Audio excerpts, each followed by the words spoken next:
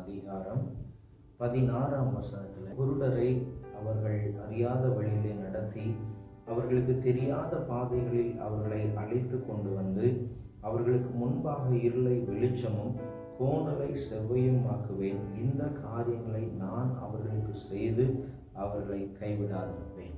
தேவனுக்கு முன்பாக நம்ம எல்லாம் எப்படி இருக்கிறோம்னா, உண்மையாலுமே அவருடைய வழிகள் நமக்கு சில நேரத்தில் தெரிவதில்லை. சில நேரத்தில் குருடராக தான் இருக்கிறோம். அவர் அழைத்து போகிற வழிகள், அவர் நடத்துகிற பாதைகள் நமக்கு வித்தியாசமாக இருக்குது. கர்த்தர் இப்படியெல்லாம் நடத்துவாரா? கர்த்தர் இந்த வழியிலெல்லாம் நம்மளை கொண்டு போவாரா? நம்மளை அழைச்சவர், நம்மளை தாயின் வயிற்றில் உருவாக்கினவர்னு சொல்கிறாங்களே, நம்ம ஆண்டவரை நம்பி தான் இருக்கிறோம். நமக்கு இப்படிப்பட்ட பாதைகளை எல்லாம் ஆண்டவர் அனுமதிப்பாரா? அப்படிப்பட்ட சோதனைகளை ஆண்டவர் அனுமதிப்பாரா? எதற்கு கர்த்தர் இப்படிப்பட்ட ஒரு சூழ்நிலைகளிலெல்லாம் நம்மை அழைத்து கொண்டு போகிறார் அப்படின்னு சொல்லி ஒரு வேளை நம்ம நினைக்கலாம். ஆனால் கர்த்தர் சொல்கிறார், குருடரை அவர்கள் அறியாத பாதையில் தெரியாத வழிகளில் நடத்தி கொண்டு போய் என்ன பண்ணுவார்னா, இருளை வெளிச்சமும் கோணலை செவ்வையும் ஆக்குவேன் ஆண்டவர் சொல்கிறார். ஒரு அறையில் ஒரு இருட்டாக இருக்குது அப்படின்னு சொன்னால், அந்த அறைக்குள்ளே ஒரு வேளை லைட்டை கொண்டு வந்து கரண்ட்டை இழுத்து என்ன பண்ணலாம்னா வெளிச்சத்தை கொடுக்கலாம். ஆனால் வாழ்க்கையில் காணப்படுகிற இருளை மாற்றுவதற்கு மனுஷனால் முடியாது. வாழ்க்கையில் காணப்படுகிற அந்த இருளை மாற்றுவதற்கு கர்த்தரால் மட்டும்தான் முடியும்.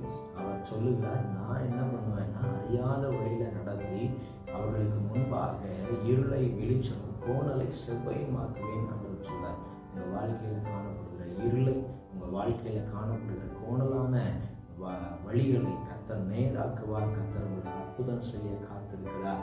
அவரிடத்துல கேளுங்க, ஆண்டவரே, என் வாழ்க்கையில் காணப்படுகிற இருள், என் குடும்பத்தில் காணப்படுகிற இருள் செயல்பட முடியாமல், ஏன்னா இருட்டில் நம்மளால என்ன பண்ண முடியாதுன்னா வேலை செய்ய முடியாது. வெளிச்சம் இருந்தால் வேலை செய்யலாம், வெளிச்சம் இல்லாமல் இருட்டில் வேலை செய்ய முடியாது. இப்போ நம்மளை செயல்படக்கூடாமல், நம்முடைய வாழ்க்கையை முன்னேற விடாமல், நம்முடைய வாழ்க்கையில் காணப்படுகிற இருளை மாற்றுவதற்கு கர்த்தருக்கு தான் அதிகாரம் இருக்குது. ஆண்டவருடைய சமூகத்தில் கேளுங்க, என் வாழ்க்கையில் காணப்படுகிற இருளை மாற்றுங்கப்பா, என் வாழ்க்கையில் கோணலான வழிகளை எல்லாம் கர்த்தர் நேராக்குங்க, என்னை நேர் வழியாக நடத்துங்கன்னு சொல்லி நீங்கள் கர்த்தரிடத்தில் ஜெபிக்கும் போது உங்கள் வாழ்க்கையில் காணப்படுகிற இருளை கர்த்தர் மாற்றி உங்கள் வாழ்க்கையில் காணப்படுகிற கோணலானவர்களை கர்த்தர் செவ்வையாக்குவார். நீங்கள் அறியாத பாதையில் ஒரு வேளை நீங்கள் நடக்கலாம், ஆனால் கர்த்தர் உங்களோடு கூட இருக்கிறார். அவர் என்ன செய்வார் என்று சொன்னார், உங்களை அழைத்து கொண்டு போய் அப்படியே விட்டுவிடுகிறவர் அல்ல. உங்களுக்கு முன்பாக இருக்கிற இருளை அவர் வெளிச்சமாக மாற்றுவார். நமக்கு முன்பாக நம்முடைய வாழ்க்கையில் காணப்படுகிற இருளை கோணலானவர்களை கர்த்தர் மாற்றி அமைக்க அவர் வல்லமையுள்ளவராக இருக்கிறார். கண்களை மூடி ஜெபிக்கலாமா? ஸ்தோத்திர ராஜா, நன்றியோடு துதிக்கிறோம். எங்கள் அளவுக்கு அதிகமாக நேசிக்கிற எங்கள் பரலோகத்தின் பிதாவே, நல்ல காலை நேரத்துக்காக ஸ்தோத்திரம்.